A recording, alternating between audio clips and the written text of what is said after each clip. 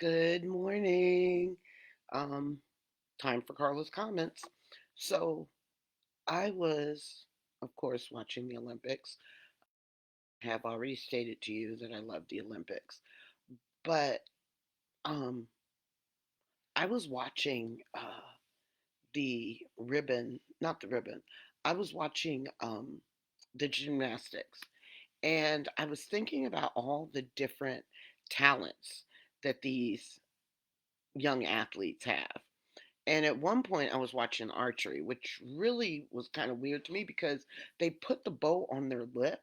Did you watch it?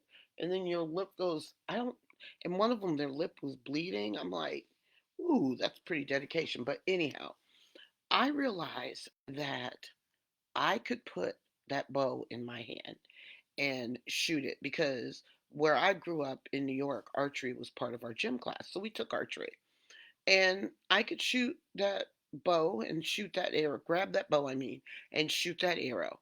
And I may hit the target in gym class, but that target that they were shooting at was a lot further. Um, I may hit it. I may be lucky enough to hit it. I wouldn't have done what they did. First of all, I'm not putting that thing on my lip because that just looked painful.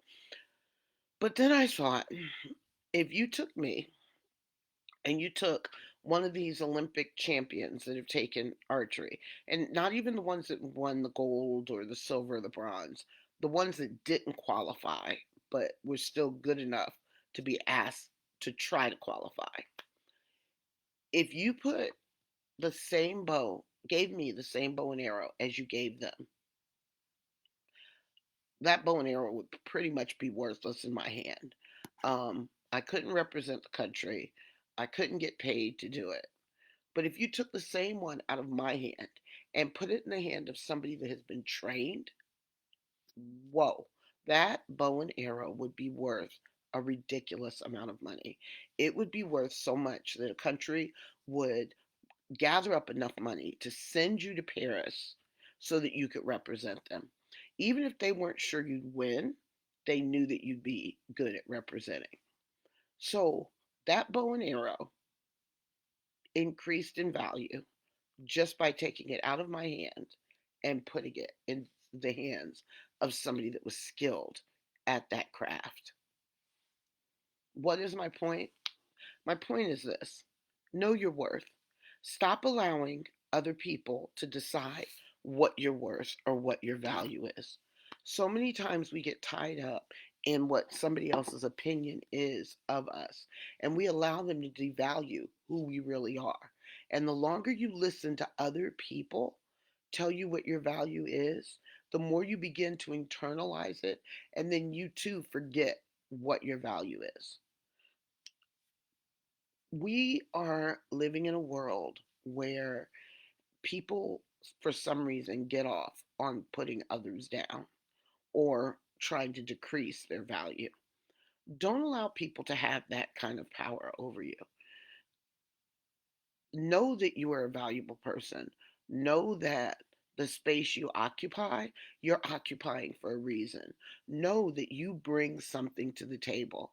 Even if your biggest contribution is the fact that you make people smile, that you make people laugh, that you give people a safe place to be able to talk and feel wanted.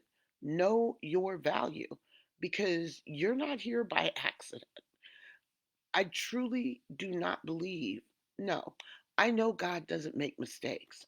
So you're here for a reason. You have value. It doesn't matter what anybody else says.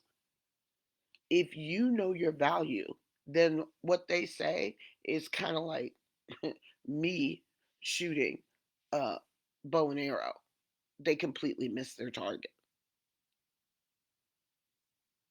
Go through today with your head held high, with your chest poked out, knowing that you are valuable and this world is a better place because you chose to stay in it. Know your value. Have a great day.